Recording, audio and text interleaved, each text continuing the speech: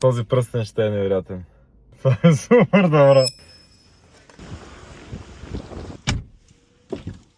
Боже господи, тук е. Формата е супер трудна. Това е инсейн. Holy shit. Така изглежда необработено злато, без да е монтиран камъка. Размерът е стандартен женски, този пръстен ще е невероятен. Остава да го оставя на бижутера и оттам нататък работата е в негови ръце. Запомнете тази усмивка, защото след малко рязко ще ми падне от лицето.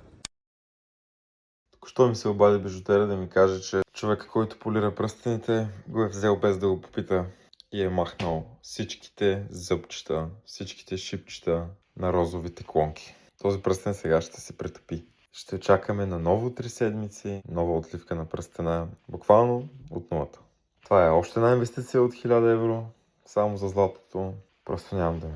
Това ако имах клиент сега, как да му се обадя по телефона да му кажа, ще се получиш пръстен след 3 седмици? Какво правим, ако той си е планирал? Примерно да предложи го деше това пръстен. Пръстен е готов.